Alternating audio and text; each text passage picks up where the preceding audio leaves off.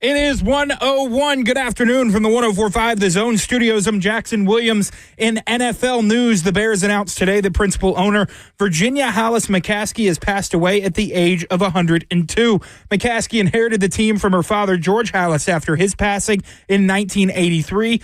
McCaskey was the oldest owner in all of professional sports and was a semifinalist for the Pro Football Hall of Fame in 2023. The Vols men's basketball team added another ranked win last night as they took down Missouri 85-81 at Food City Center. Zakai Ziegler and Igor Milicic both back in the lineup and led the Vols in scoring with 21 apiece. Vols improved to 19-4 on the season and 6-4 in SEC play. In former Vols news, the Los Angeles Lakers are trading Dalton Knecht, Cam Reddish, a 2031 unprotected first-round pick, and a 2030 pick swap to the Charlotte Hornets for center Mark Williams. Knecht is now paired with another former Vol in Grant Williams. For all your foundation repair and waterproofing needs, you need to visit USSTN.com. Breaking news at once on your home for the Titans and Vols. This is 104.5 The Zone.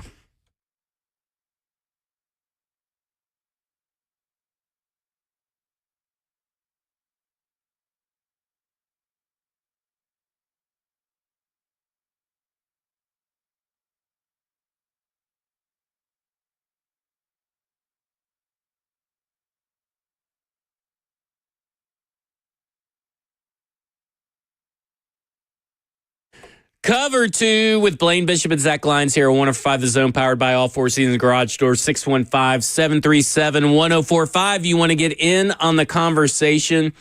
Because I feel like we're going to have a really good show today, Blaine. And really, we have really good shows every day. But I'm really excited for this one because later on in the show, I think Eric DeCosta, who is probably revered as one of the best GMs in the game. Of course, the Ravens organization, one of the best draft, develop, retain organizations. Tons of success dating back to Ozzie Newsome, one of the best scouting departments and all that kind of stuff. He had a really good conversation with Todd McShay a few days ago on the McShay Show, which is part of the Ringer Network, about analytics. And what's getting play right now is a clip kind of taken a little bit out of context and all that kind of stuff. But he really dives deep into the actual what they use analytics for. So it's a really good conversation that we'll get to later. But I do want to start off with something that me and you talked about a couple of days ago. And Al Smith, who is a former Titans director of player personnel and Houston Oiler from, I believe, 98 to 2007. I know 2007 was his last year as pro director of player personnel. Is going to be on 3HL. I don't think he was on yesterday. They had a loaded show yesterday, but I think he's going to be on either today or tomorrow. And he's obviously former director of player personnel, like we talked about. And we were talking about that kind of led into the Vince Young, Matt Leinart debate, right? There was a big debate at that time. Vince Young versus Matt Leinart. Vince Young, obviously the ceiling prospect, Matt Leinart, the floor prospect, right? Like Matt Leinart was probably more pro ready. Vince Young was probably had the higher ceiling. Did you talk about Al Smith to this? No, I did not talk about Al Smith to this. Okay, yeah. But he was in there. Yeah, that's what I said. You said he was in there, and then we started talking about the pros and the cons and the arguments being made inside the room. And then I'm thinking, are those going to be the same arguments? Is this like Vince Young versus Matt Leinart 2.0 with Cam Ward, who is the college star with all the stats, all the athleticism, all the big plays versus Shedeur Sanders, who's probably more pro-ready? It kind of feels like deja vu. And I just thought that was an interesting parallel to draw between, obviously, 4 different prospects, right, in the big scheme of things. Different talents, different traits, and all that kind of stuff. But it just kind of feels like the same kind of argument that you're making. Matt Leinart, is he going to be a better scheme fit for what Jeff Fisher wants to do? It's who Jeff Fisher wanted, but Bud Adams wanted Vince Young. Does Brinker want Cam Ward, but Brian Callahan thinks Shedeur Sanders is the better? A lot of parallels to that 2006 draft class, and I just wanted to get your thoughts on that. It's always, that's what I always talk about. They're trying to, find parallels of guys who played in the league or who you scouted before. Who do they remind you of? I don't know if the parallels just on that fact, but not talent-wise. I think, first of all, those guys played in the national championship, and it was a heck of a game, and then that kind of led you to think VY could, turn the corner. He was a different kind of talent of a player. Matt Leinart would have been good in certain systems, the West Coast system, timing, rhythm, throwing. His arm wasn't as strong, and he wasn't as gifted just naturally with his arm talent. For a college player, he was exceptional.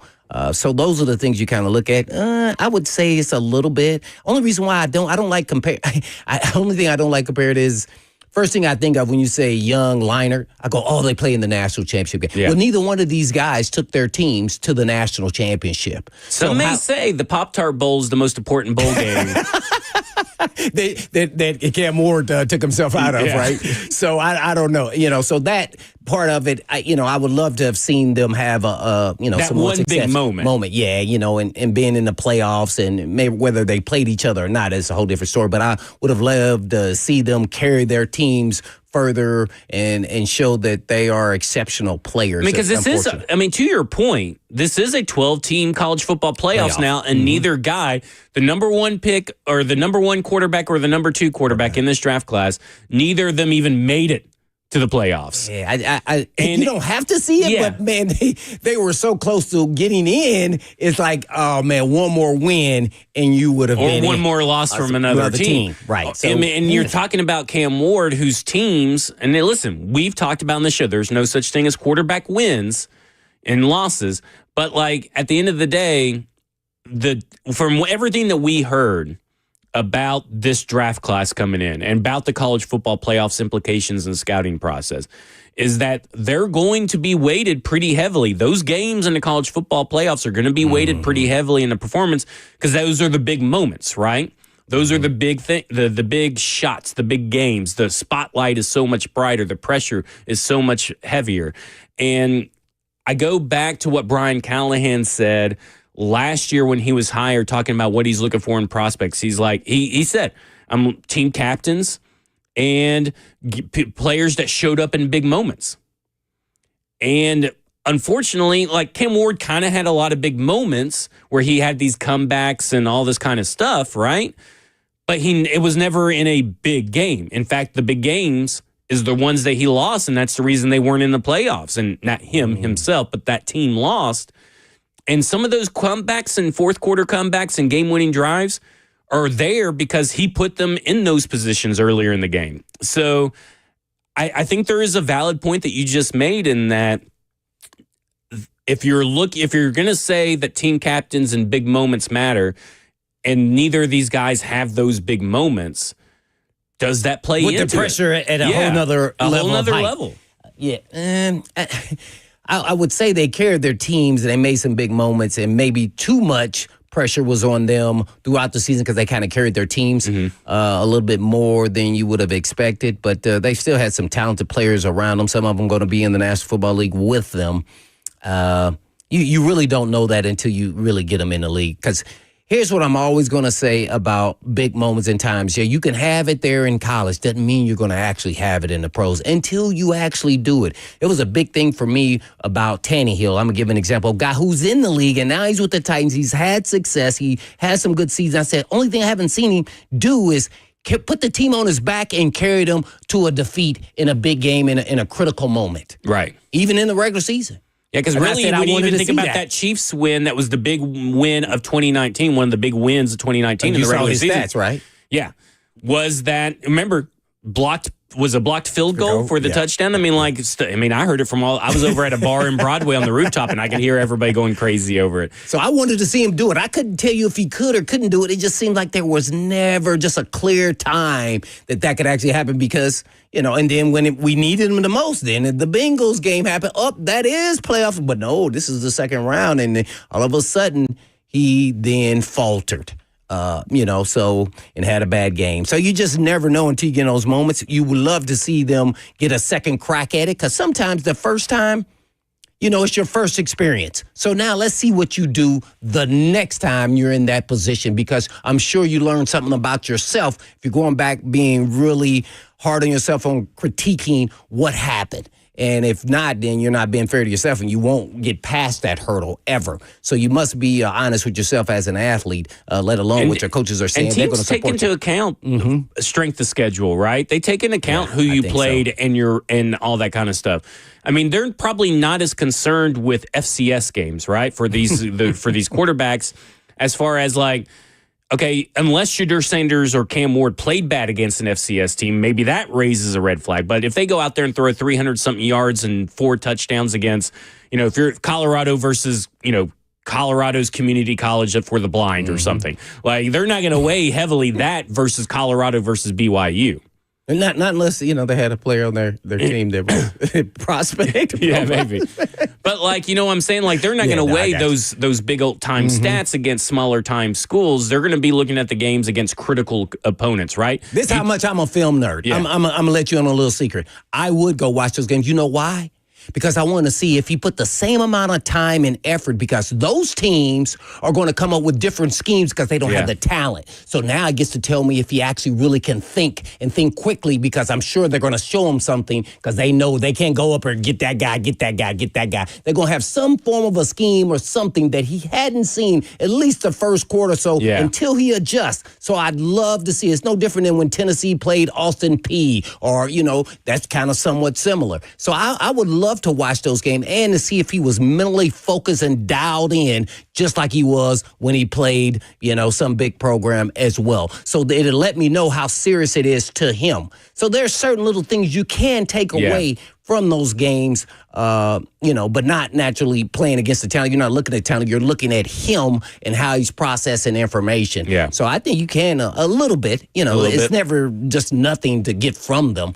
I would say you can get a little bit more, just because you got the little insight on who he is. Because he'd be like, "Oh, I'm put up." That's a good way to look at it, right? Because in a game like that, I'd be like, "Oh, I'm 300. I'm gonna throw for 400 or more, unless the coach takes me out." That's true. See, I want that mindset. So kind of like when Nico didn't really put up those big games. That's what I said. Kind of like when James Pierce didn't put up those big games. That's what I kept saying. Like, well, what's going on? Oh, they were chipping him. Oh, they were what? Are you kidding me? They had a guy my size blocking him. Come on. We got to stop this. Just real quick. Side note, because we were talking about the University of Tennessee, is everybody on the Buck Rising show now Charlotte Hornets fans, since Dalton Connect got traded to the Charlotte Hornets? Look, he's Lake City. So now what are you saying? Buzz City. Buzz City. Look at me. He's gone from Lake Show to Buzz City. Enjoy that 12-win team over in Charlotte currently. I will still be watching the Lakers and enjoying Memphis them. Grizzlies, who are the second place team in the West. So I just want to throw that out there. And he's with my man, Grant Williams, right? Say that again, I'm sorry. With Grant Williams, right?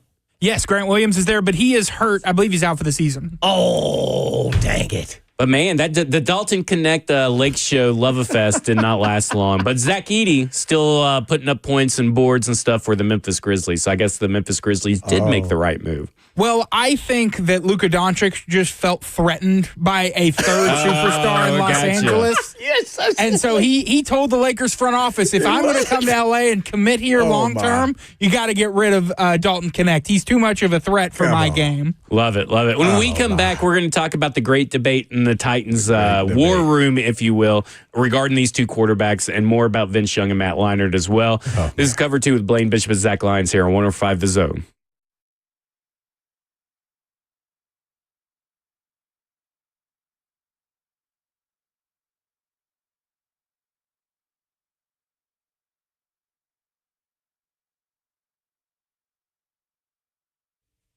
For many of you who have lived here a long time, you already know Eurofix has been in Middle Tennessee area for your European car repair needs now for 26 years. And we've all gotten to watch them grow.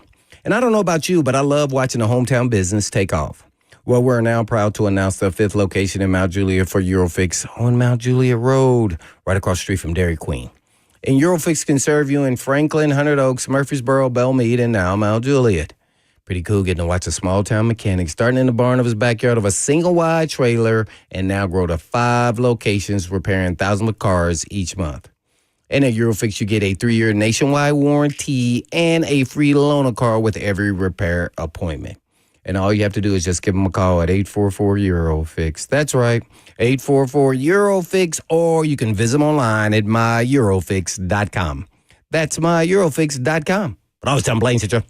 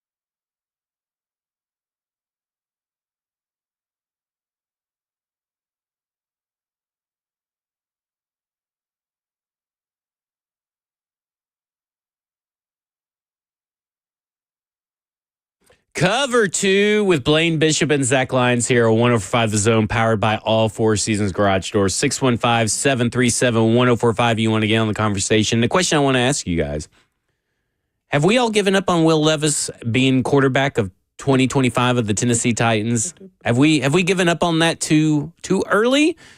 And we'll talk about what Thomas Dimitrioff and Ian Rappaport had to say about Will Levis that prompted that question. Because now I'm beginning to wonder, is it a little too early to give up Will? Because here's what I'm thinking. Okay, well, hold on. I want to save it for a little bit. Okay, now I'm going to go into it. You're now saying it when I've been saying it. I know you've been saying it, but here's now what I'm thinking. At least that's a 2. Here's what I'm thinking. We know Brian Callahan's probably getting fired after this year, right? I mean, like... No, we do not know. We don't know. So you were saying that the NFL is scripted? Well, I'm just saying... I mean, by his own admission and some of the stuff that he has talked about is like he kind of knows that, he's on it. Like he's on that hot seat. By the stuff that Tennessee How many wins they have to get? I mean, if they look good and let's say they win 7 games. If they look good and consistent, I think there's got to be consistency. In every game. Can't be blowouts. Well, you may have 1 or 2, during the season. But like overall, yes. So it's an opportunity. So what I'm saying is that, okay, he's probably fired anyway. Why not just see if there's just roll Will Levis out there? Because the worst case scenario, you guys lose and you get a new head coach and you get a new quarterback on the same timeline. Is that so bad? Oh my! You are really trolling people now because were so out. And I said, well, let's just if you can't trade him, because I was looking at that more so. If you I can't was looking trade at trading, but now I'm kind of thinking, if you can't. No, but I said if you can't, the trade, it has to be a partner. So if nobody trades for him, remember I kept on saying that's why I would have kept starting him to the end. You said, well, he could have played back. Well, guess what? We would have got to see then for sure that he is never going to be a possibility. And I still think we've seen enough to say that he's not. So I am going this route. Right. Because I know that you're going to have a new head coach, and probably Will Levis is going to lose you enough games to get you into a better quarterback situation, a better quarterback class. Right. Now, I'm going to say this, and I don't know either one of the guys personally, so I can't. Malik Willis improved on that third year. And we got we watched him from year 1, 2, and 3, and boy, was it transformative. Now, I think he's a much more, in his faith and believing in what he can do, and he grew as time went on. And then they traded him. And everybody, he was going to be a 2. No, he was going to be on the roster, but they already had in their mind before the season even started that he wasn't going to be on the roster. They were going to do everything they could, and if he played up to snuff, they were going to try to get value out of him. And they did. Because they did talk about, Will Levis will be in the same system for the first time in a long time, right? Back-to-back years in the same system, same language, and usually quarterbacks show improvement. Okay, so maybe that's true. Now, do I think this is the smartest way if you're trying to contend to compete? No. But do I think this is a way if you're looking at what's maybe best for the future? It's a possibility. Maybe but you laughed at me when I said, are you going to get a quarterback yesterday? I'm having a hard time not laughing just saying it. Okay? No, I'm talking about yesterday when I said, well, what are you going to do for quarterback? Remember we went through all the free? Because guess what? If I don't have a line, it doesn't even matter who I have a quarterback. I could have Joe Burrow, my favorite quarterback. I could have Mahomes. Now, granted, they would probably make something out of nothing. But so that's why I would trade out of the pick, and then hopefully maybe you get lucky and one of the free agent quarterbacks you sign. That's why I said I would sign multiple. I know people think I'm cuckoo for Cocoa Puffs because to me, this year isn't even about the quarterback. Now it's about filling holes and plugging in. And guess what? Maybe about a quarterback who can get us by. Yeah. And that's all I'm trying to do. And that makes us competitive. I don't care who he is. If he's here 2 year, 3 year, whatever it is, but I'm not paying a ransom for him. No. That I know I'm not going to do.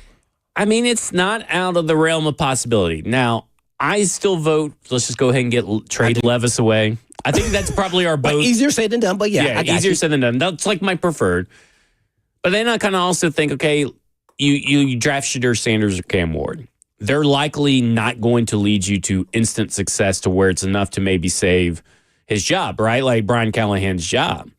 So if they don't save his job, that means one of two things. You still have a lot of questions out there about the performance of Cam Ward and Shedeur Sanders, going into year 2, and then they're going to have to learn a new system all over again. So, I kind of look at it and go, doesn't that just kind of like stunt their development one more year? Because I'd be very unfair and very, very hypocritical if I did not recognize, because I talked about it with Matt Eberflus and Caleb Williams. They shouldn't have drafted a quarterback with the lame duck head coach. And all signs right now point to Brian Callahan entering the year kind of as a lame duck head coach. Now, here's the thing. You are allowed to get yourself off the hot seat. But we have seen time and time again, head coaches usually don't get off the hot seat with a rookie quarterback. And that's just the state of the NFL, right? That's just one of those weird things in the NFL that typically once you draft a quarterback and you're already on the hot seat, you're likely fired the next year. So what's best for the team long term? Is it to get the quarterback in maybe another draft class and just ride with Will Levis for a year, because you kind of know what you got in Will Levis. You kind of know what you got in Brian Callahan. Maybe you just roll with it. And if it sorts itself out, you're still in a good situation, right? If they produce wins.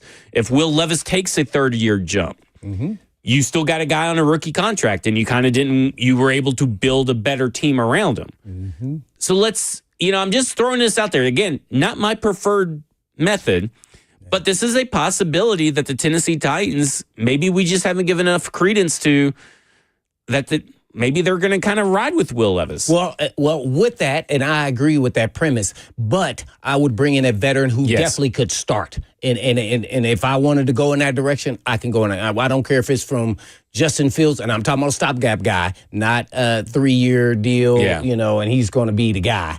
I want a competition, but guys who are solid, NFL players. Nothing to write home about, because here's what I'll say about a team sport. And everybody wants to give the quarterbacks credit, and they just do, because they do handle the ball. But they are really distributors to the playmakers, and sometimes chemistry overvalues talent, and that is something nobody will ever admit. Sometimes chemistry, which means you don't have to be the most talented player at your position, but if you work well together, all of a sudden, you as one then are better than individuals who play as individuals. So that's one thing that nobody does in a team sport. Now, at quarterback, you don't have to have the strongest arm. I'm telling you right now, you got to be a decision maker. Everybody believe in you, and you show them. And then how long that lasts is a whole nother question. But can you do that in a season and be pretty consistent and help your team win games? I think there's somebody out there. You're just going to have to dig deep, and you're going to have to buckle up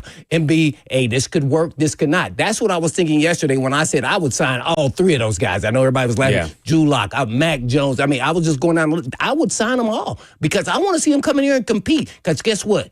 They're fighting to show that they are a number one. And that turns into something totally different on that field. And would Will Levis be doing the same in your scenario? You add him to the mix. So if you couldn't trade him, add him to the mix. I'm cool with that. What about is a Will Levis, Aaron Rodgers quarterback room the stuff made of nightmares? Oh, no, that will get you fired immediately. No, but that could actually happen. We don't know. You don't know. I thought it was the reason I bring this up. About that. The reason I bring this up is now maybe this is why he didn't get the job. But Thomas Dimitrioff was on with the HL yesterday, and he talked about what he would do. He would keep Will Levis and draft around Will Levis. And maybe that's why he didn't get the job. But here's what he had to say on 3HL yesterday. It will be fun to watch how this plays out, because if you're sitting at the number 1 pick overall, personally, I think you can move back. And my nickname was Trader Thomas. I was a move forward guy. I was never a back guy. That's why I was excited about it, because you could go to 8 to 12, 8, 9, 10, 11, 12, and get a really good offensive lineman and more each round. And you could do some really good booty building, basically, which I think could be cool. Okay, so then what do you do at quarterback? I know at that point you have to decide, and they know more. I mean, there are nuances to Will Levis. Do you continue to build that offensive line, build that run game, take the damn pressure off the guy, and let him have one more year to show? No, you guys don't want to hear that. But do you? Maybe the city might explode. Well, the city might explode. No, but I think this is a valid discussion. It is a valid discussion, but the fan base will lose it. Yeah, I agree with Don. I mean, obviously. But, it is a discussion that needs to be had. Like Kent's all mad on the F&M Bank Chow on YouTube. He says after a few days ago, after praising me, he's now turned on me and apparently turned off the show. Apparently, because all I'm doing is bringing a discussion forth, right? Yeah. Because again, I want to see Will Levis off this team. But at the end of the day, there are valid discussions about this because this is a possibility, everybody. This is not a trade for Myles Garrett kind of scenario, right? No. This actually has a possibility of happening for many different reasons because maybe they don't view these quarterbacks as that much of an upgrade to use the number 1 overall pick, right? Mm-hmm. They could be an upgrade, but maybe not the number 1 overall pick. And is the gap big enough for them to say, this is our guy? Right. And I don't think it is. That's why I keep going down this road. I would trade and I'd go veteran stopgap guy and try to see if I could rekindle something in one of these quarterbacks, buying myself time at the same time. And usually you try to get with a quarterback that knows the offense. That helps out tremendously, but you never know. Everything's not going to be perfect. So I'm big and open to that. And then Levis, if you can't trade him, make him the 2. I don't know the dynamics of him and in the locker room, so I don't have any clue of that. I would assume that since he was starting quarterback, everything's okay, but you just never know. So sometimes it's we have to trade him, and sometimes well, let's see if we can kind of manage through this and let him come out here and compete against a veteran who is starting caliber and actually could win the job, and we expect him to. I mean, look at Malik Willis's first 2 years, right? He was way worse than anything that put Will Levis put out on film. I mean, those first 2 years. Of who? Malik Willis. Oh, yeah. Yeah, he was terrible. Those first 2 years. He shouldn't have been on the roster. Right. And then he took the jump his third year. Now, again, you mentioned it, does he have does Will Levis have that same mentality and same drive that Malik Willis had? Because Malik Willis has a lot of faith in himself. How much has Will Levis learned from his year 2? Because it looked like Malik Willis learned a lot from his year 1 and year 2. Right. How much is Will Levis? A lot of motivation there, though, right? Yeah. So how much is Will Levis willing to self-evaluate, have that awareness to understand that this may be my last shot, and I better put in the work this offseason? We know that he's going to Jordan Palmer, right? Mm-hmm. He said he's going to practice for Jordan Palmer. I told Stoney that when we were driving down for Mobile, and he goes, for what? Because he's already out on Will Levis, too. Oh, man. He can continue to improve. We saw it firsthand, and then we got pissed that he was then... Hence, Malik Willis beat us with Green Bay. Right. So you can see the maturation process with quarterbacks, and I think they utilize him in the correct way to his strengths. And he was nothing like that when he got thrown in the fire as a rookie. He was nowhere near ready. I don't even think they threw more than 10 passes in an NFL game. And I think he may have only completed 3 of them. It was bad. So, and then to see where he came, and the reason why I say he's strong in his faith and he puts in work, I saw him. Right. I saw him working at Liscombe on a daily basis. I don't even know who his quarterback guru was, his trainer. Quarterback coach Sean McAvoy, actually. Yeah, and guess what? Will Levis, you need to go to him. You need to go to him because you saw him get better. I think Will Levis is a hard worker. I really believe that. And so you need to put in the work. And the work is not just your arm talent. It's your thought process. It's a reaction. It's taking the dinks and the dunk, the gimmies, as you want to call them, and then understanding how teams are attacking you personally because of who you are. Not who the quarterback is, you. And forcing you to go downtown because they know that's what you want to do. Right. You get a little antsy. So, and hitting the home run. So the NFL is all about probabilities and possibilities, right? Yeah. I mean, some things sound impossible, but they're highly probable. And this kind of feels like one of those situations.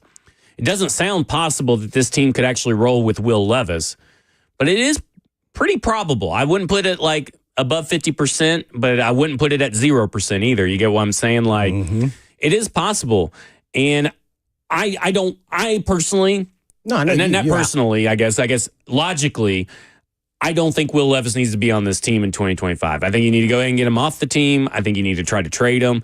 If he still can't be traded, keep him as a quarterback 3 through training camp and maybe see if someone gets injured at that point. What is your premise if you have to keep him at 3? Here, Think about Well, that. dude, that's what they did with Willis last year, and they still ended up getting a partner in preseason. So I would try to go the Willis route. Well, okay. What I'm getting at is, I'm glad you brought that because that's what I was going to refer to. Yeah, he was 3, but then they actually everybody believed that he was 2. Well, that's right. Like, I'm not saying that you publicly say that he's 3, okay. But you take the Willis route and say like, oh yeah, they're splitting reps and all this stuff. You know, that kind of stuff. When we all knew that he was, he was Willis is they're putting him out in forefront so they can trade him. Right. And he did step up to the plate. Yeah. He so did. I would take that instance because then you saw that Malik Willis, because what were we saying by the end of the preseason?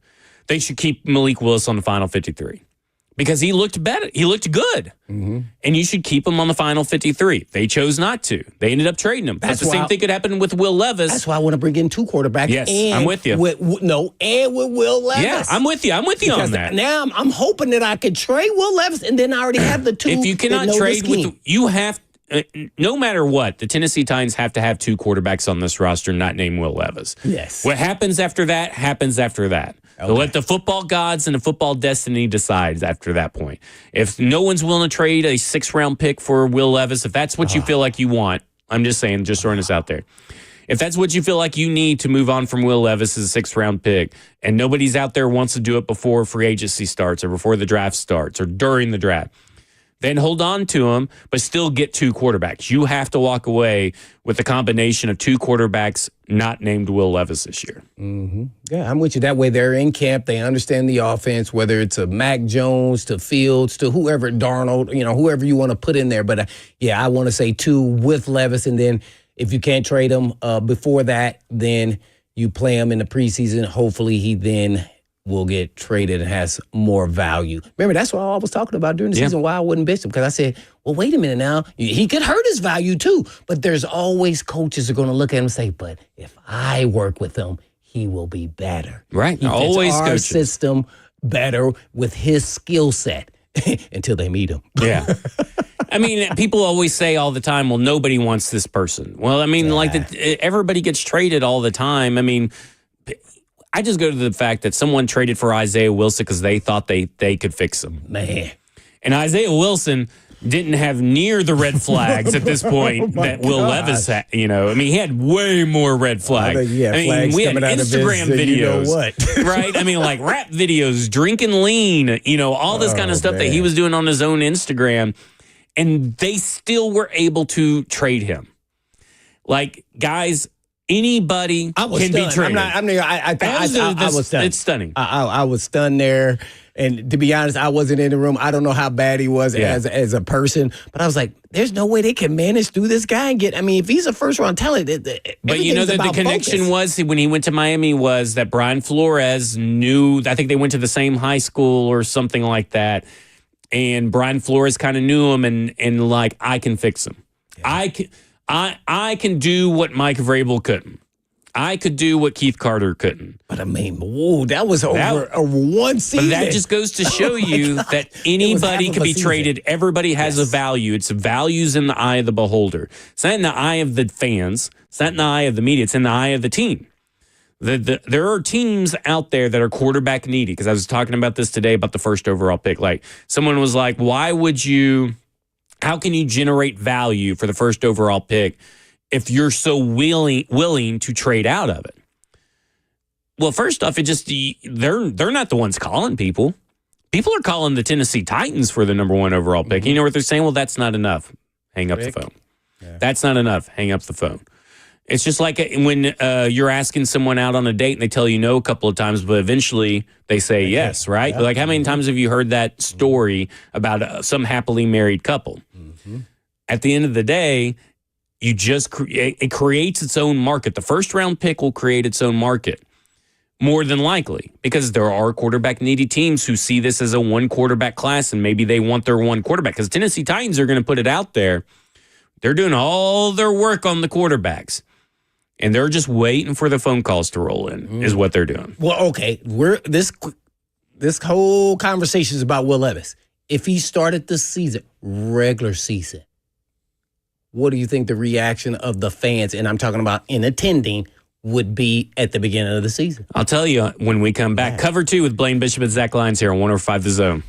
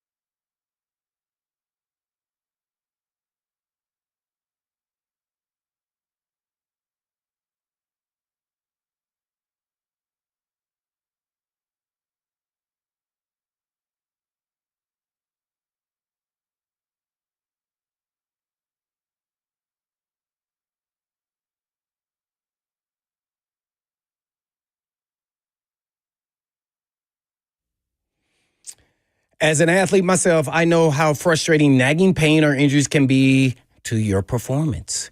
And if you have a nagging pain or injury that's been keeping you from fully enjoying your favorite sports or activities like golf, tennis, or whatever it is, now is the time to finally take care of it. And the spring is a great time to make this happen. And Edge Peptide and Hormone Therapy has multiple regenerative treatment options for treating, healing, and recovering from your injuries or pain. Edge has everything from PRP treatments to stem cell therapy. And Edge focuses on your body's natural ability to heal, and the ultimate goal is always to avoid surgery if possible. Also reduce joint pain and inflammation, promote tissue repair, and even improve mobility and function, just like I did for my shoulder. And all you have to do is call Edge for a comprehensive consultant to create the perfect treatment plan for you at some of the most aggressive pricing you'll find in the area. And all you have to do is just go to their website at edgepeptide.com. Yes, that's edgepeptide.com, or just give them a call today at 615, of course, 724-1878. That's 724-1878.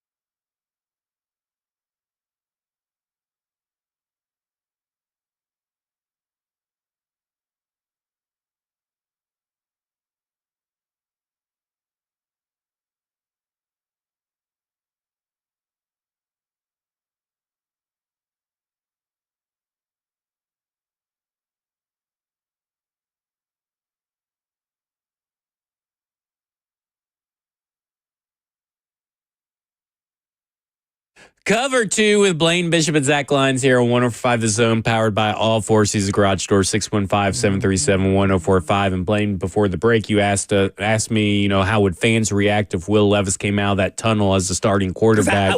First start with how you would react. I would just laugh. Because, I would probably I would be in the stadium and hear the boos coming in over Titans radio. Because I think it would be a PR disaster. Like, it would just be like, people would look. Now, if he wins, that's a totally different story, right? Because you know how fans work. If you're winning, they're like, they'll forget that they were booing you 5 minutes ago. Will you forget? I won't forget. It'll take, like I said, like last year, it would take me like 6 games in a row at this point. I'm not winning, but of competent quarterback play for me to see something from him.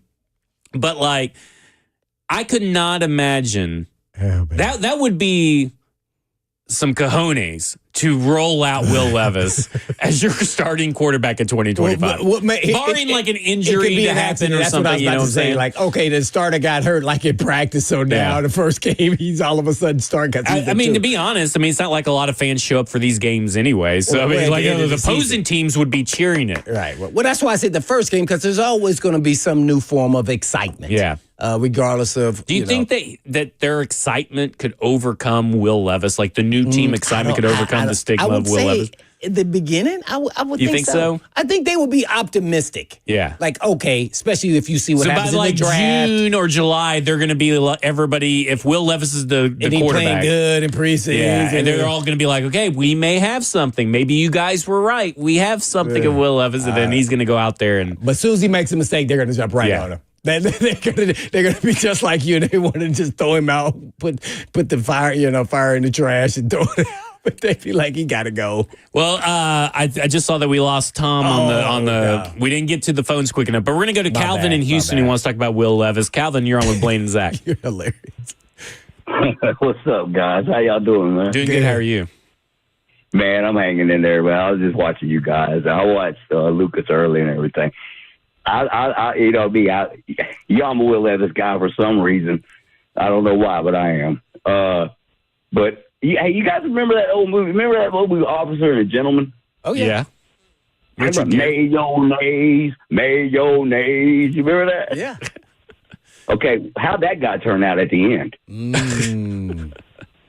Okay. No, I'm sorry, but how did he turn out? So you said Will Levis could be that way? Look, man, I'm just saying, I think, to me personally, I think we're selling out on that man too soon. It's going to be his third year. First year, well, it will be second year in the system. Mm-hmm. Look, get the bridge quarterback, Derek Carr. Okay, for instance, get that guy. Get him in there. Let's compete. Don't give nobody the start in his position. Because you know as well as I do, Blaine, competition is what makes it, bro. Mm-hmm. And then look here. Make it tough at the end of the, at the end of training camp and everything. Make it tough to make who's going to be the starter. Because guess what? You only have one starter that you gave to Will Levis last year, which you shouldn't have. But now you have 2 good options because they competed, right? Mm-hmm. You know what I'm saying? If that makes any sense. Yeah. But look, with that being said, I'm not going to go too long because I love you guys. I tell y'all all day long. But Hitman. Look here, trade down, bro. Mm-hmm. You're not going to get this number 1 pick, probably not again, to be honest with you, won't. Mm. So go ahead and take advantage of it, trade down, and maybe get the second trade, go down to 2 or go down to 3. Get your, generational player with, Abdul or Travis, and then you get another first round next year. So that way, if your quarterbacks don't work out this year or whatever like that, boom, move up next year with your first round pick and get your quarterback. I'm right there with you. Yes, I agree. So what you think, Hitman? I mean, that's just what I think, man, because you trying to rebuild and you trying to get picks. You'll never you probably won't get this number 1 again. Yeah. So you might as well take advantage of it now. What y'all think about that? I'll hang up. Thanks, guys. I appreciate you. Love you. Yeah, I mean, Calvin makes a point that we talked about the other day is that you trade back and you pick up a future first, and you can use those 2 first next year to move up for a quarterback if you don't find one that desirable in this draft. Here's the other thing. your hand may get forced with having to play Will Levis, right? I was just about to say that. Well, not just Will Levis, but you may be forced to take a quarterback because if you're not in love with one of them, well, how many other teams aren't either? There's always going to be one team, but if you do not put up the heirs or I guess you put up the front that you love one of these quarterbacks, they'll be like, okay, well, we're kind of sniffing around. We think they're going to wait. So how tight of a lip can you guys keep on, this situation, this quarterback situation within your own room? Because, these scouts, they're chatty Cathys. Yeah. They're a bunch of, they like to gab and they like to yap and they tell their friends. And it's hard to keep a secret in the NFL. Mm-hmm. Someone leaks it to Diana Rossini. So, you got to be leaking that you love one of these quarterbacks, right? Yes. That's what you got to be doing. But your hand may get forced into keeping Will Levis and having to play Will Levis, right? Mm-hmm. It's called free agency, right? Players get to choose where they go. Mm-hmm. So if you're not willing to pay, how willing are you to overpay maybe Justin Fields because you don't like Will Levis? Mm-hmm. And is that smart to do, right? Mm-hmm. And if you don't love any of these quarterbacks, you don't need to draft one of these quarterbacks. So, your hand may get forced where you're like, okay, well, maybe Will Levis is the best of a bad situation because Derek Carr did stay in New Orleans. Aaron Rodgers decided to stay with the Jets. Matt Stafford is going to get an extension with the Rams. Okay? Then you're bringing in a Jimmy Garoppolo or Justin Fields. But those names also become hotter on the market too. Mm-hmm. So are you willing to overpay for one of those guys? What if Sam Darnold decides that he wants to go to the Steelers because they are a win-now team and the best situation for him? Are you willing to maybe overpay you have to pay the Tennessee tax, right? You have to overpay somebody because you're competing with a better team. To me, it just is this is not out of the realm of possibility that their hand, regardless if they want it or not, their hand may be forced at this point. Yeah, you're right. That's what I've been saying the whole lot. That's why I was like, quarterback, they need so much. I sure hope they'll be able to, and they must continue to I personally hope they fall in love. A quarterback. Yeah, fall in love with the player. I don't care who it is. Just fall in love with them. If you love Cam Ward, I'm on board. No, you're saying fall in love with one of the quarterbacks. Yeah, well, I'm also saying if you fall in love with Abdul Carter, don't force the quarterback. Oh, okay. If you fall in love with Travis Hunter, don't force the quarterback. Right. Take whoever you have conviction on. And if that is Cam Ward or Shedeur Sanders, I'm all in. But do you know how much heat you go get for that? It is what it is. You're going to have to take the heat. You can't make decisions if you're the general manager based on the heat you're going to get from fans. But I think a lot of fans actually probably do realize that, okay, Abdul Carter is probably better than Shedeur Sanders or Cam Ward. Travis Hunter is probably going to be better than those two guys. I could be wrong, but I think the majority of the fan base does think that way. And listen, I'm all in for a trade back. But at the end of the day, if you fall in love with someone, draft them. Yep. And if you don't fall in love with one of these guys, don't draft them. Don't force it. Yep. And if that means that you are stuck with Will Levis, then God, I hope that they could get a Colin McCord or Jackson Dart later. You know what I'm saying? But don't overpay in a losing season. Don't overpay for a free agent quarterback either. Because I just don't see any of these quarterbacks moving the needle without you having to overpay for them, whether that's in draft capital or free agency. But if you think that they will, you have to take that chance, right? Mm-hmm. If you think that paying Sam Darnold $100 million over 3 years is a game changer for your team, do it. But have conviction doing it. Don't just throw a contract out there just to have a contract. Don't just throw a draft pick out there to have a draft pick. Yeah. There you go. When we come back, we'll get to more of your phones. We got John on the line, Paxton as well. We'll also talk about team building with the Baltimore Ravens and how they use analytics inside their team building process. We'll also talk about Ian Rappaport and what he said about Will Levis in the situation down in Tennessee with the 3HL. This is Cover 2 with Blaine Bishop and Zach Lyons here on 104.5 The Zone.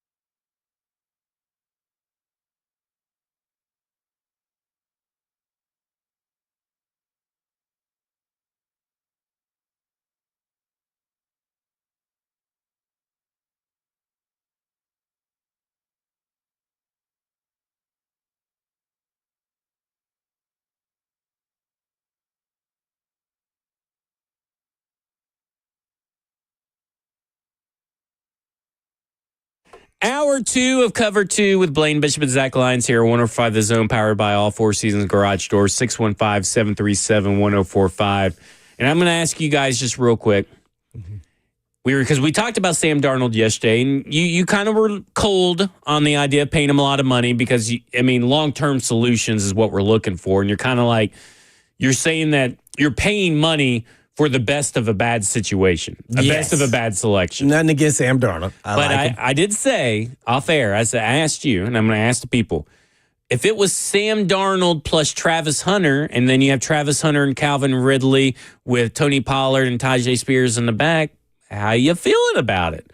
Are you feeling a little bit better about having Sam Darnold as your starter? And I'm kind of like, that's not a bad way to introduce Sam Darnold as a Tennessee Titan. If I'm Sam Darnold, I'm going to say, well, who's the right guard and the right tackle? Yeah, maybe you can afford. Hey, they could possibly afford to get Sam Darnold and Trey Smith. Jackson said he's available. Jackson, are you going to go out play right guard? You don't want that.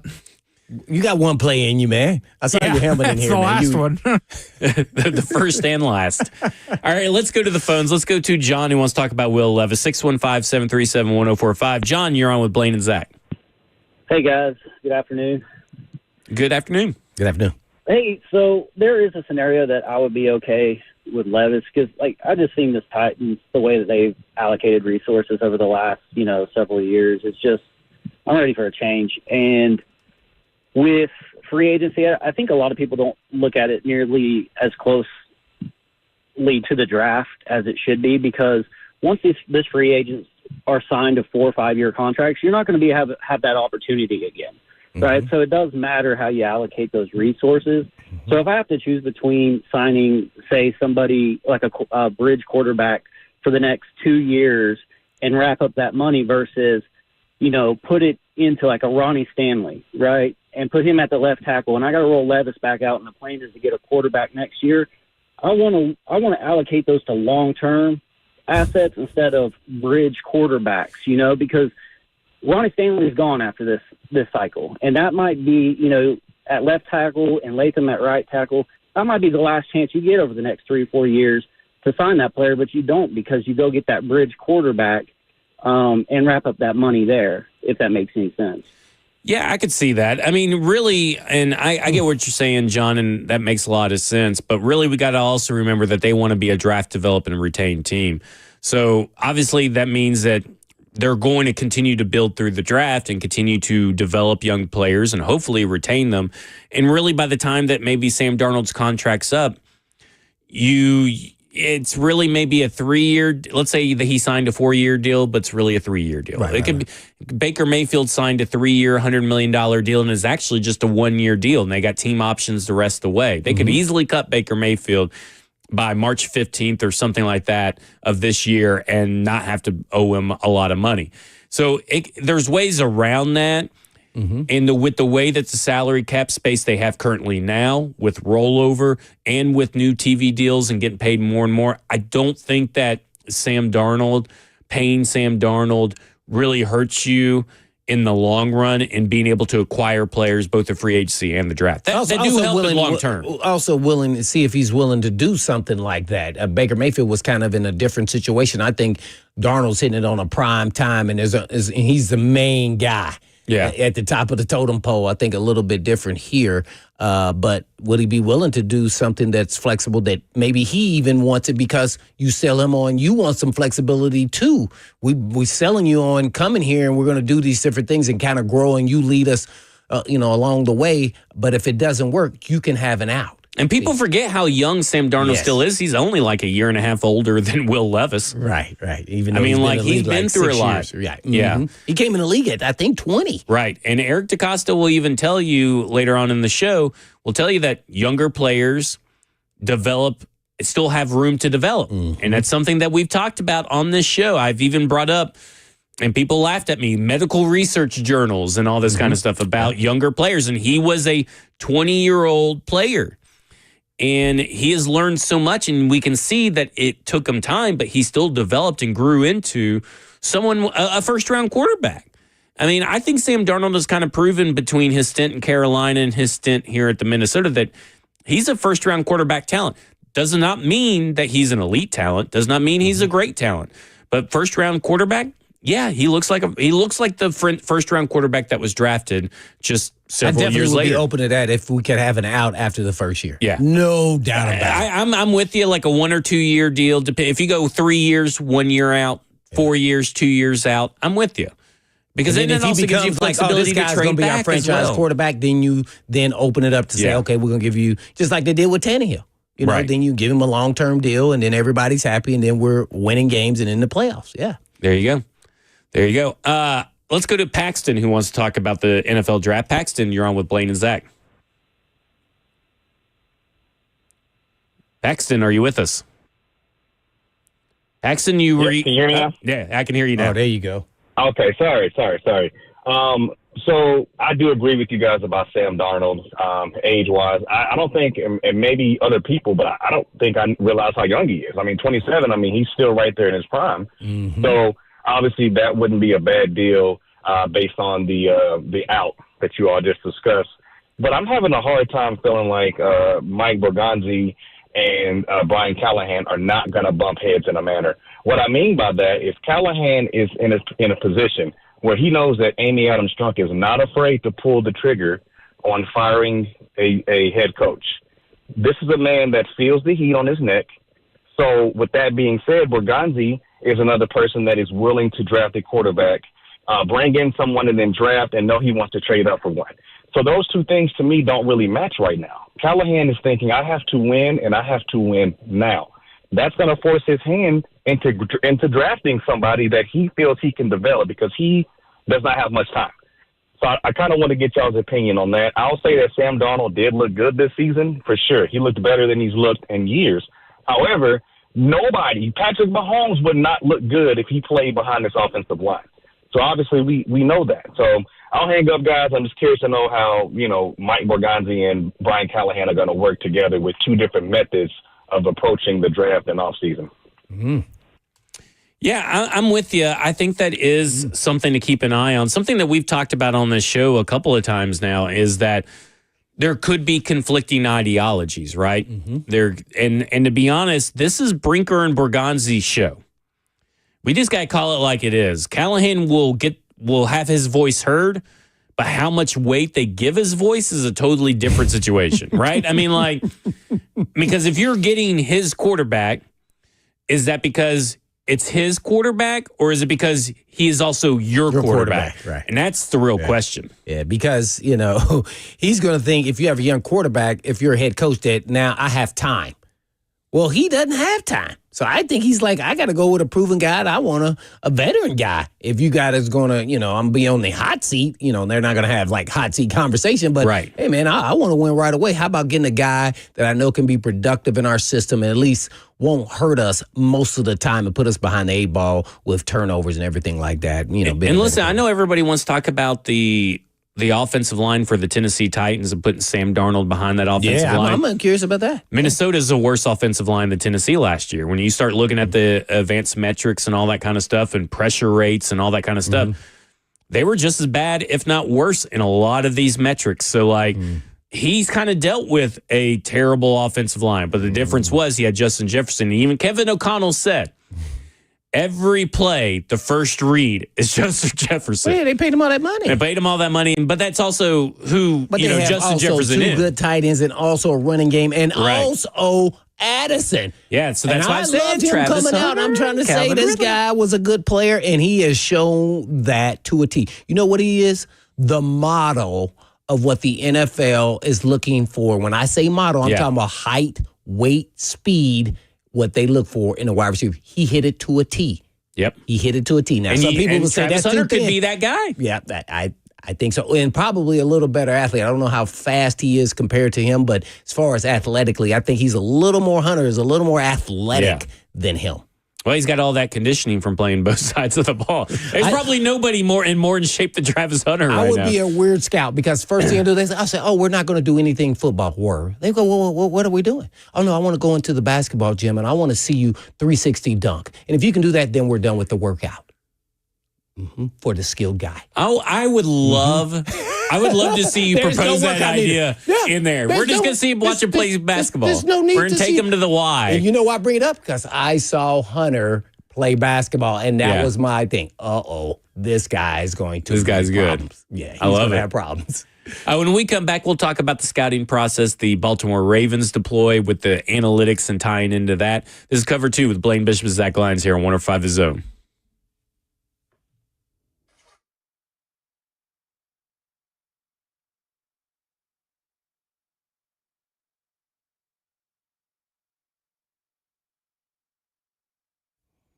Hey, folks, you know I've been talking about Tennessee Orthopedic Alliance for years because they're the leading experts in sports medicine and performance and the team physician for the NFL, college, high school athletics across Tennessee. And TOA provides sports medicine coverage to more high school and college sports teams than any orthopedic group in the state of Tennessee. They have 29 locations throughout the state and over 100 physicians throughout Middle and East Tennessee to take care of all your musculoskeletal needs. And TOA has 11 urgent care locations with walk-in availability 7 days a week. They offer direct access to sports medicine and performance, physical therapy, and nutrition. Personalized rehabilitation plans to enhance mobility, reduce pain, and improve overall physical function for patients recovering from injuries or surgeries. And TOA also offers sports performance training, a specialized program designed to enhance athletic performance and provide tailored training solutions for athletes at all levels, even Jackson. So please check out their services at TOA.com. Yes, that's TOA.com.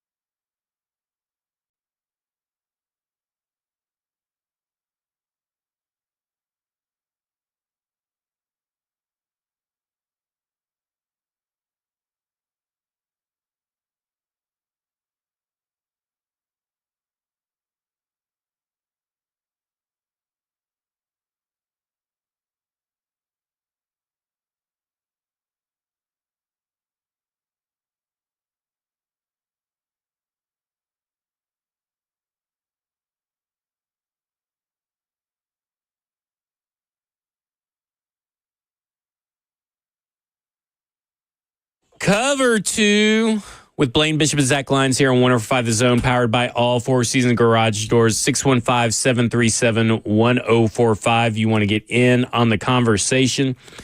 And I want to get into talking about some analytics stuff, because we were talking the other day about how you can use analytics in conjunction with scouting. What does that actually mean? What does that actually look like? How do teams do it? And Eric DeCosta today, it wasn't today, but a clip has started getting passed around of Eric DeCosta talking about analytics. And some teams are better at it than others and use it a lot more efficient. Mm-hmm. And one of those teams that comes to mind when I think of good drafting or good personnel teams, right? Mm-hmm. In terms of scouting department, free agent signings, compensatory picks, and being able to get all that. You know, the three teams that always pop in my head are the Ravens, Eagles, and the 49ers. Mm-hmm. And so I've always had immense respect for the personnel departments, specifically at the Ravens, right? And when a couple of weeks ago when we were talking about Ian Cunningham, I was talking about how this guy came from both the Eagles and the Ravens, right? He was the assistant GM of the Chicago Bears, and I'm thinking there's a lot worse trees to pull from, right? A guy with that kind of experience at those two people. So like I'm thinking, okay, that is where I'd like to get execs from. Nothing disparaging Kansas City. They've done a really good draft and develop retain model over there.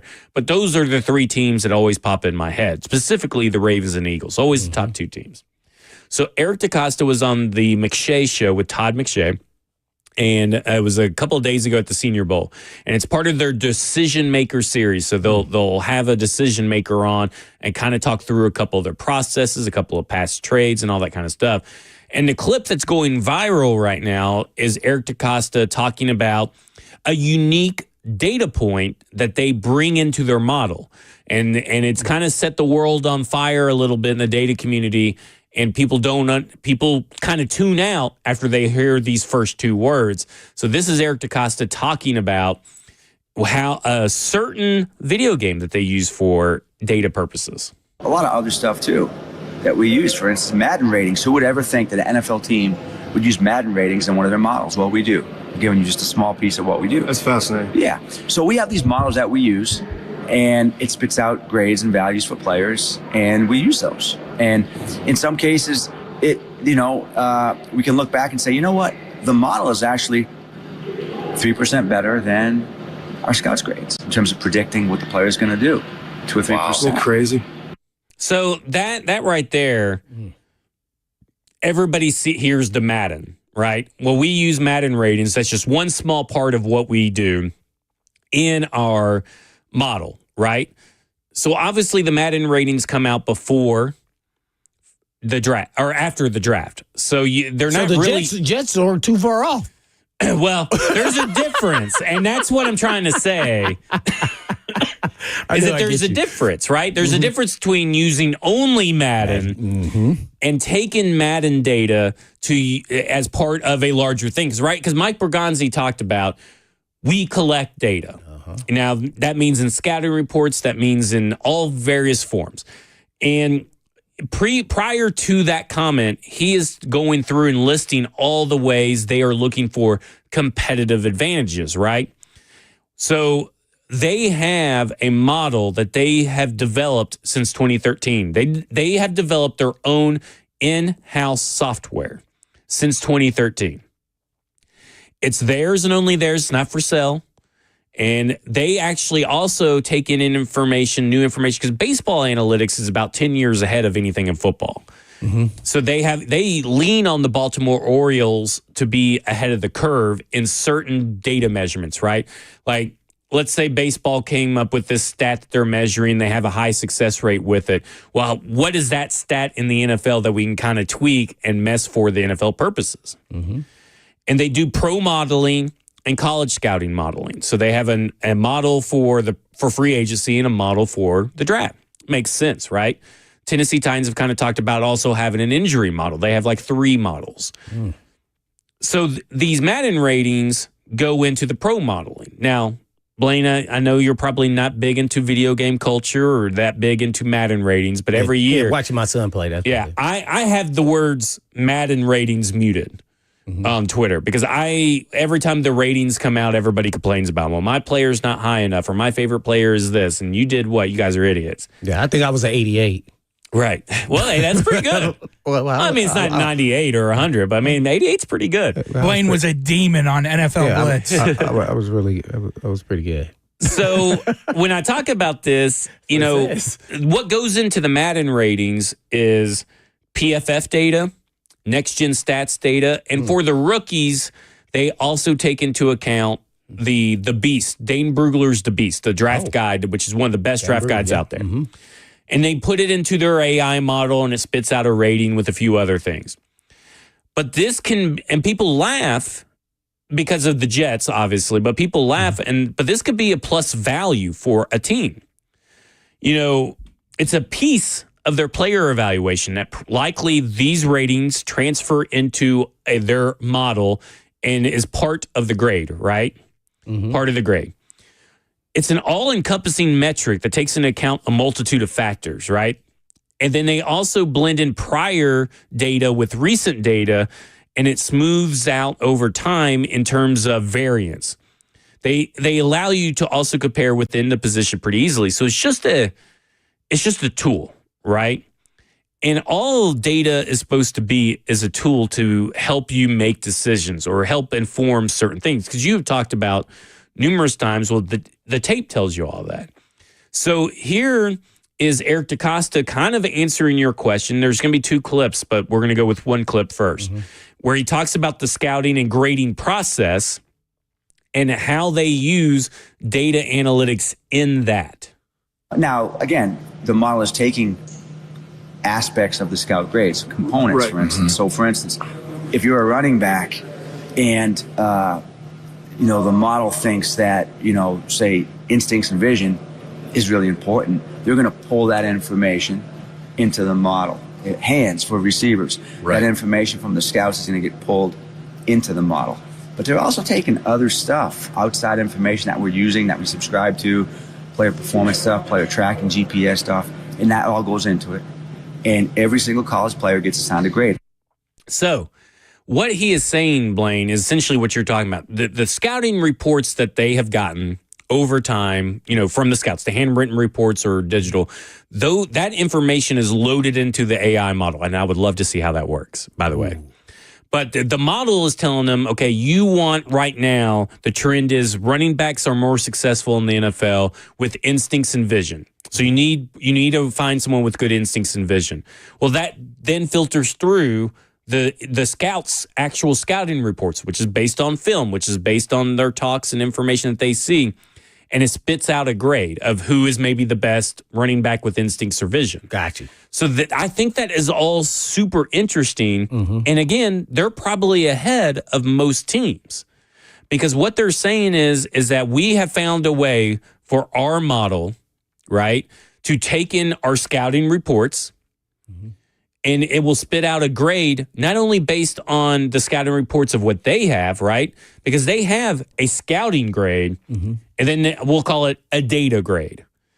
And they're able to coalesce those two things to spit out one grade if they choose. Or they look at the scouting grade and say, why does this not match up with the data grade? And then we go back to the tape and we talk about it. We discuss about it. I love it. Yeah, I love it because you can bounce it off. And then you use that against one player or another and make your decision off of these different metrics. So they have found the perfect balance between scouting and data. And I've always wondered how they do that. Right.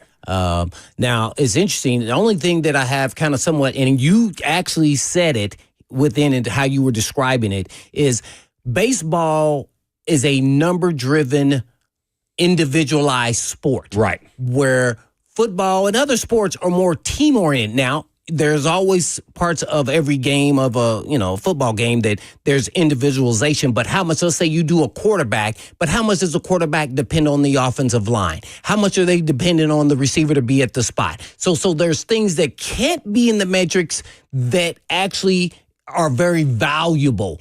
That's the only time I kind of get hicked up. When you're talking about individuals, his quickness and his, acceleration, or if he can, see holes where others can't and all those things. Now, those are very valuable.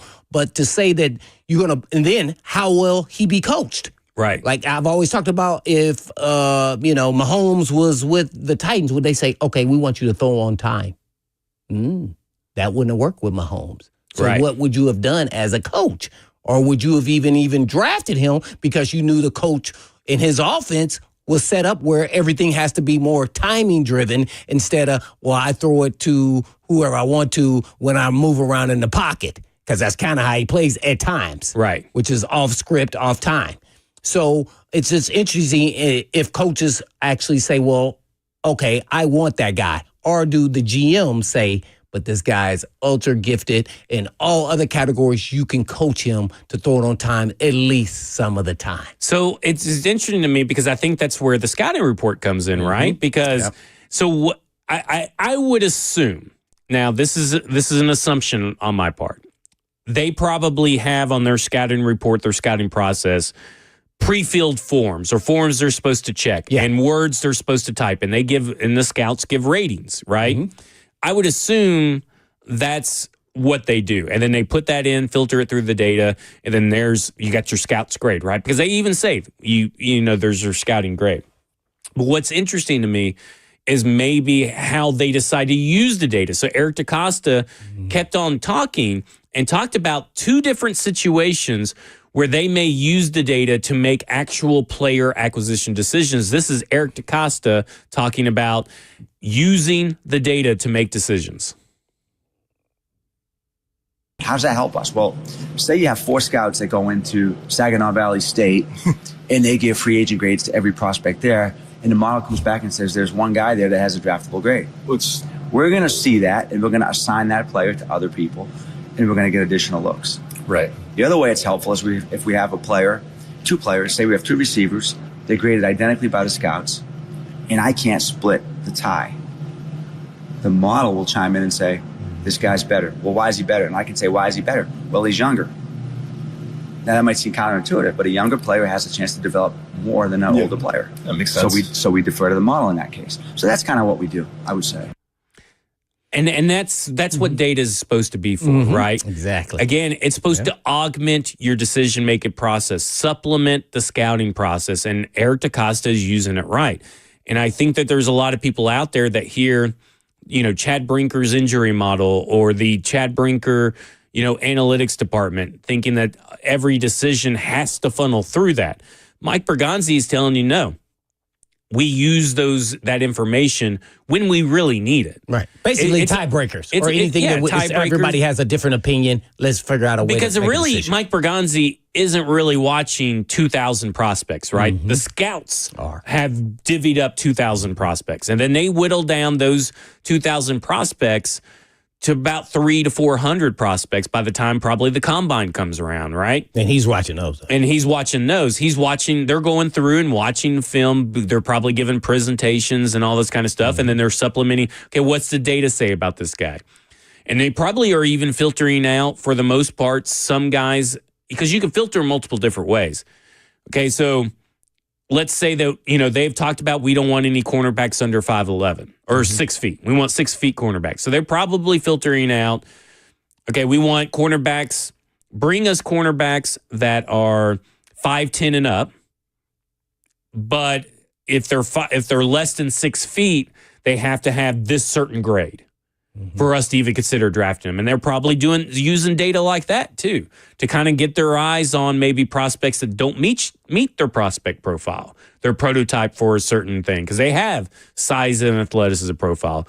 So to me, I just look at it like Eric DeCosta, I felt like explained it so perfectly of how they use data to augment and how they really go far and wide to find that competitive advantage. Because like he said, it's only 3% better than the actual scouts' work. But that's more than people think. 3% is a lot in the NFL. Looking at points, and that's what they go by, point system. That's a lot of points. Just think about it, moving from a 47 to 50, percent. You would have to get probably 3 more problems right on a a test than to be, to get to the 50%. So yeah, it's not just like 1, 2, 3, like it's that easy. Yeah. So I like it. I love to see it in action though, man. And we'll never, at least I won't ever get to see that. Maybe we could get invited into like the draft room one day. Let me say something. And you know what? I'm gonna try and get them to at least do this for us. I saw content for the Buffalo Bills when I was going through stuff for Terrence Gray. Okay. And Terrence Gray is in there, and I can't remember who. I think it was Joe Shine before he moved to the Giants. We're in there, and they were taking a reporter through how they build their draft board, what their color-coded system was, how they break ties and all that kind of stuff. Yeah. Maybe I can get them to bring us in there for a show. Yeah. You don't have to show us your draft board. Right. But make up a fake name, put Blaine's measurables up there, my measurables up there, and tell me how you'd break a tie. They said they would have eliminated me off the board. No, I'm sure. I'm sure you would make it higher up on the board. I didn't meet the 6 feet maybe category. We'll get Jackson in there too. See if maybe Jackson's measurements up there. Yeah, guard prospect. We'll get you on the radar. Would you like that, Jackson? Yeah. You're once again, one play, and I believe Myles Garrett would leave tire marks on my face. Well, listen, Chandler Jones left 15 tire marks on Taylor Lewan, and he still played. We put you at guard, we put Buck at right tackle, so we'll see how that plays out. I can do the pass off and watch him get Molly won't. But, I mean, again, I do think that's just such an interesting conversation to have and be great insight to provide your fans because I do think there is this thirst of knowledge for these fans in terms of analytics, seeing the peaks behind the scenes and all that kind of stuff there's a way to do it without giving away any proprietary information. I mean, like I said, Eric DeCosta, he wasn't shy. We've had this for 13 years and we don't sell it. Because he was asked, Todd McShay asked, do you sell it? And he goes, no, it's theirs. It's the Ravens. So, there's no harm in him saying, here's what we do. Here's one little, maybe you shouldn't have used Madden ratings, but here's a little peek into the back of one small thing that we use in the big cog of the machine. Watch this. How do Madden accumulate their grades? So they use PFF, Next Gen Stats. They accumulate into the day. Which are both your favorite. Right. So, they're not. Yeah. So, look at, PFF, we don't know what PFF data they use. Oh, right. So, it may not necessarily be the grades. But the PFF data they may use is, because Next Gen Stats, they don't give grades. They use GPS. Yes, yeah. So, then there's probably where your speed comes in, right? Your separation, your ability to accelerate probably comes through Next Gen Stats. PFF is probably more of the sacks and all that kind of stuff, stats. But I look at it and I'm like, this kind of information is just one piece of it, right? There's nothing wrong with having more information provided to you to improve your models. That's what good teams do. They're looking for competitive advantages. Now can Tennessee Titans turn into that team? That's what we think they want to be. That can't happen after one draft. No, that's what they think they want to be. Because the more information you put in a simulation, or the more information you put into your database, the more accurate your results are going to be. Right now, they're probably having to shift a lot of stuff because now they've got the Mike Vrabel way is gone, the Rand Carthon way is gone. Now it's the Mike Berganzi Brinker way. These prospect profiles are going to be totally different. You have to teach this new scouting system. It's a new grading system, so your model has to adjust. It takes time to build that stability. That's why the Ravens still have a strong scouting department, like brick and mortar scouting department. Man, it seems like they always do a good job. And then they have the fines. And I don't know how they do it. Think about it like this. You want your team to be as smart as the Ravens. And here's why. They signed Deontay Johnson. He flamed out. He ends up getting cut. Goes to the Texans. He ends up getting cut. They sign him back. And literally and this is the reason, and Eric DeCosta says it, we signed him back because we have a really good shot at getting a comp pick when he signs with another team next year. And we get that comp pick. They're 10 steps ahead of everybody else in the NFL.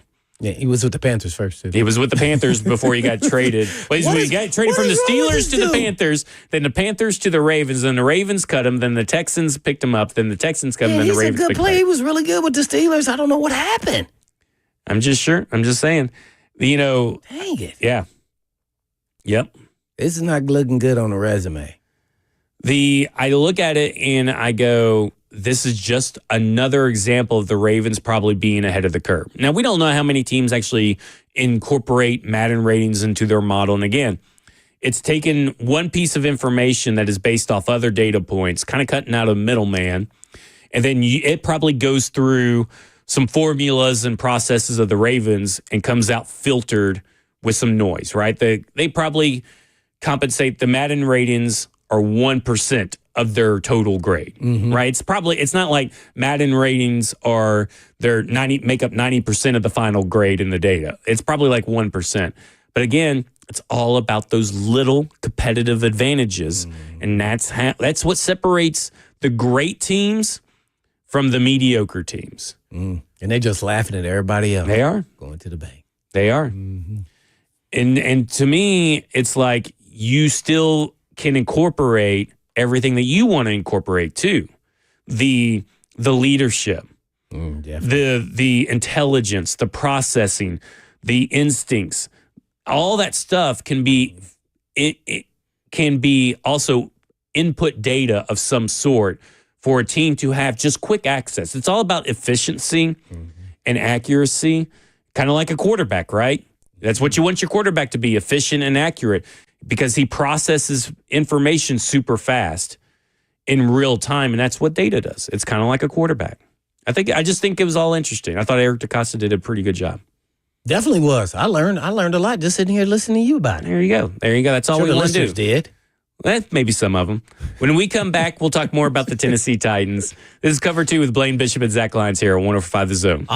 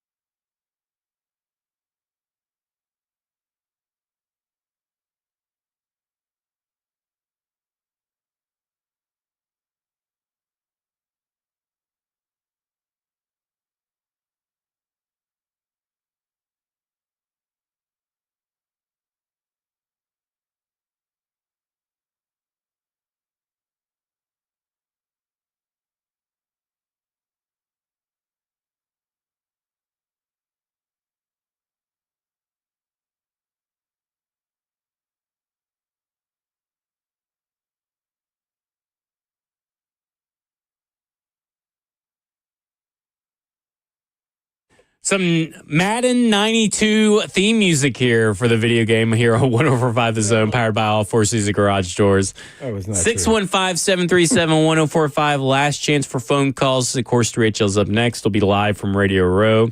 They got another stacked show for you guys. They had Ian Rappaport on yesterday. I know that I saw them record. They put it out that they're recording with Bussin' with the Boys. So Taylor Lewan and Will Compton stopped by. So I don't know when that will be. But just thought it was pretty interesting that they got a loaded show. They got a good show today. So I'll tell you guys towards the end of the show more about who they have. And I was about to go to the phone lines to someone who wanted to talk about Super Bowl 59, but they shut it down quick. They got on, they got their name, then they decided to hang up. So did you know what they wanted there, Jackson?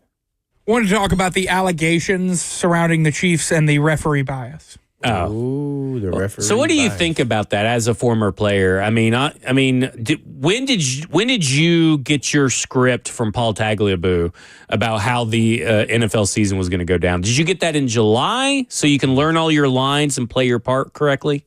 Right. Well, I mean, if you know anything about me, I didn't have to wait on Roger Goodell. I actually would do it myself. So I would make sure that I would go around and talk to every ref. And actually, every time I took a dump before the game, I would read up on the referees and everything I could know about them and say, hey, man, how's your family doing? How's your little one doing? And things like that. That way they'd give me a call. I wasn't a quarterback, so I had to make sure all the holding I did, they didn't call it every time. Did you ever think about wearing gloves that matched the color of the opposing team's jersey? I would do that every time. Well, absolutely. You don't want to be, I wasn't real big on, do I look all sweet? Yeah. No, I would do everything to hide everything I could to make sure that I could do what I needed to do. I really think that would help Jarvis Brownlee Jr. He got those red gloves that out one there. Game, I think. Yeah. It might have been multiple, but he definitely one game. It was like, oh, man, if they're wearing white, you need to wear white gloves. Yeah. I mean, so you mix right in there. I'm with you. Especially after all the little different holding calls he got throughout it. And that happens when you're a rookie. I had it all happen to me. So you got to be in tune to that. They probably don't think about that until they get into the league because they are now playing against guys who are as good or better than them. So, we talked about Frank Gore the other day, and we were talking off air. We're talking about Cam Scatterbo, and you said, who he reminds me of? And you said Mike Allstott. And you said, do you even know who that is? I'm like, I know Mike Allstott. I know the neck roll. Well, you know him from Mad Nah. Now, I know him from watching. And so I asked you, did you ever have to tackle him? Oh, yeah. Oh, lucky for me, I was in the AFC, and so I didn't have to play him multiple times a year. So I only got to play him one time. So, yeah, he was a load, and you had to make sure you had your mind right going in. Those decisions are already made. Are you going to run up in that hole and you meet him head to head, or are you going to look like you're finesse? And so I said, hey, when we get down to it, I'm going to have to run right with him, whether he run over me or not. So I would always make sure that I was mentally right because he was a powerful, probably one of the most powerful runners in the league during our era. I would say like Bettis was tough because he could get you off balance a little bit. But overall, Fred Taylor, just because of his speed and his athleticism, was probably the Did you ever have to go up against Lorenzo Neal? When he wasn't on the Tennessee absolutely. Time? And how was that? That was easy. That was easy? That was like taking candy from a baby. Oh, man. Here's why. Yeah. See, here's most guys. I think, by the way, 3HL has the Lorenzo Neal on You make today. sure he asks him about when I want that clipped off and played for him. Yeah, watch it. We will play back and forth. Make sure he will tell them when I played them, I was like, I got to have a plan. Because there's no way. I knew him personally. Yeah. We practiced with each other, played in all-star games, and he played here, and he was the most powerful person I'd ever worked out with, ever, over offensive lineman. And I go, man, I cannot try to hit him right down the bow, which is right straight at him. Yeah. Boom, when we're going in that lead, and he's got all Scott or work done there at the tailback.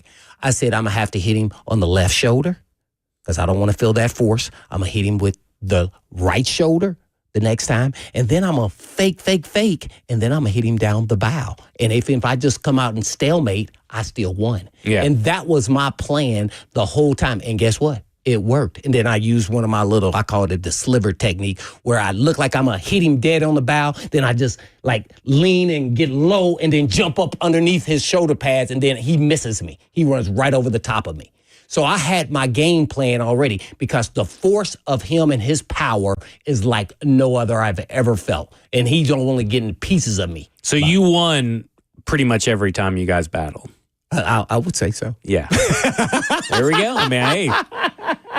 I'm sure he would probably say otherwise. Yeah. But I would say, because I made sure I did not hit him heads up. There is no way. I saw him demolish too many guys on tape that were linebackers that were way bigger than me. So why the heck would I be dumb enough to run right at him? No way. And so then he was off guard. He's thinking, Blaine's going to try to do one of these. Now, then that's when I hit him down the bow. Yeah. And then, naturally we still stalemate. But I still felt like, ooh, I got you. So let me ask you this. Do you think there really is anything to the Chiefs' bias with the refs? That's what the question was. No, I would say it's more so because of their winning. But I will say, I think Mahomes, there's bias with him. And I think he plays on to it. He uses, and then they placate on it, because he got hit out of bounds and he was really flopping. Yeah. It was no different than LeBron James flopping. And I said, they're going to call that. And I said, it wasn't late. The guy hit him in bounds. Right. And he was going to, so what happens is you got to just stop and not hit him. Right. But they called it too. So I think it's a Mahomes bias more so than Kansas City. But do you think is it a bias towards him, or do you think he knows that it's a strategic thing with him? Like I think he knows. Because Tom Brady kind of had a little bit of that too. He did a little bit. The really good quarterbacks use, again, kind of like Eric DeCosta, every competitive advantage available to him. And sometimes that's tricking and flopping in front of the refs. Yeah, I just think, to me, the only thing I have an issue with is referees can't buy into the flopping. Like, okay, they're going to get calls because they're the Chiefs and because they deserve it, whether you like it or not. But they're not going to get the ones that they don't deserve and they flop to get the call. No. To me, somebody should call from upstairs, said, no, that was a legal hit. No penalty, pick up the flag. And it wouldn't take much to do that. And it seems like they should have done it. They had multiple times to do that, and they have not done it in the playoffs, by the way, too. How many penalties would you have in the NFL, in today's NFL, for unnecessary roughness or something like that? I would have it structured in my contract. Miss Amy would be paying for all my fines. I love it. That will do it for us. 3HL's up next. They're going to have Lorenzo Neal, who constantly lost to Blaine the Hitman Bishop across from me. Constantly lost. They're also going to have Evan Dexter, VP Brand Management and Brand Marketing of EA Sports that makes Madden. So look at that. I didn't even know that was going to be the thing. Marcus Allen, Aaron Schatz, the father of DVOA, Brad Hopkins, Greg Cosell, Chris Myers, and Chris Johnson, all on today's show, I believe. If I'm reading this color-coded thing right, which probably I'm not, but I asked Joseph to send me who he wants to promote, and he gave me this entire picture. There you go. So that's who I'm promoting. Other than that, this has been Cover 2 with Blaine Bishop and Zach Lyons here on 105's The Zone. And in the meantime. And in between time. Peace.